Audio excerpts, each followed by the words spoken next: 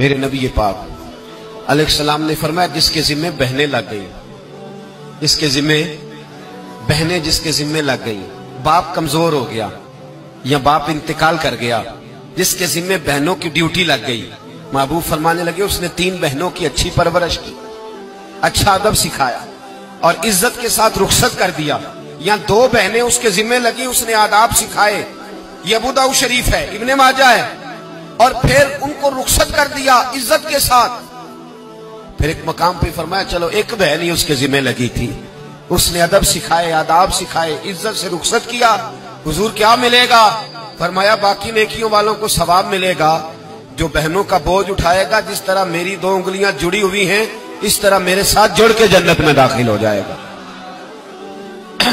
ابھی اس حق کا تعین کس نے کیا؟ نبی پاک صلی اللہ علیہ وسلم۔ اب اگر کہیں یہ کہا جائے کہ بس بھئی صحیح ہو گیا، تمہارا کیا کام ہے، تمہاری کوئی ذمہ داری ہے، تم نے کوئی ٹھیکہ اٹھایا ہوا ہے، تم کوئی زیادہ سیانے ہو، تم کوئی زیادہ سمجھدار ہو، تو اسے کہا جائے گا ذرا ٹھہر جا، اس طرح کی بات نہ کر، یہ وہ حق ہے جو میرے مصطفیٰ نے بیان فرمایا ہے۔ جہاں بیوی کے حقوق بیان فرمائے وہاں میرے نبی پاک نے بہن کے حقوق بھی بیان فرمائے۔ دیکھیے نا، جناب ام ہانی حضرت علی کی سگی ہمشیرہ تھی، نبی پاک صلی اللہ علیہ وسلم کی چچا زاد بہن تھی، پر اللہ کے رسول ہمیشہ انہیں تحفے بھیجا کرتے، ان سے محبت فرماتے، ان کے بچوں کے ساتھ پیار کرتے۔ فرمایا علی کی بہن نہیں، یہ میری بھی بہن ہے۔ کیا لوگوں کو تاریخ کی وہ بات یاد نہیں؟ آج میں نے دیکھا ہے بھائی کے پاس شاہ خرچیوں کے لیے بڑے پیسے ہوتے ہیں، بھائی کے پاس بڑا سرمایہ ہے، جب شاہ خرچیاں کرنی ہو، سال کے بعد 2-3 چکر کاغان نران کے بھی لگانے ہو تو اس کے پاس روپیہ ہے، پیسہ ہے، اور اگر اس کی اماں کہہ دے کہ بیٹا عید کا موقع ہے، کوئی پرانا جوڑا ہی اٹھا کے بہن کو دے آ، تو کہتا اماں حالات بڑے سخت ہیں، اب میں تمہیں کیا بتاؤں۔ ہمیں وہ بات یاد نہیں کہ نبی پاک کی رضائی بہن جناب شیمہ جب ان کے قافلے کے خلاف مسلمان لڑے، انہوں نے جنگ کی اور وہ قید ہو کے آئیں، تو حضرت ابو ہریرہ سے کہنے لگی جا کے مصطفیٰ کریم کو بتاؤ میں تمہاری بہن ہوں۔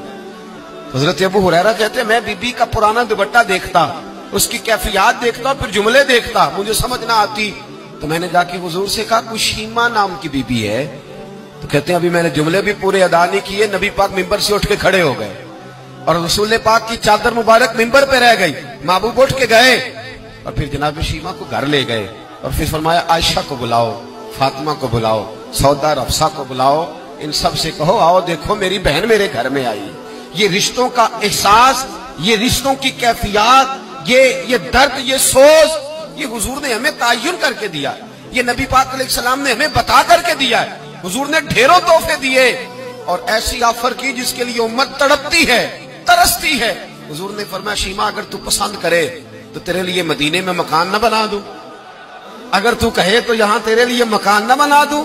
جہاں 70,000 فرشتے روز سلامی دینے آتے۔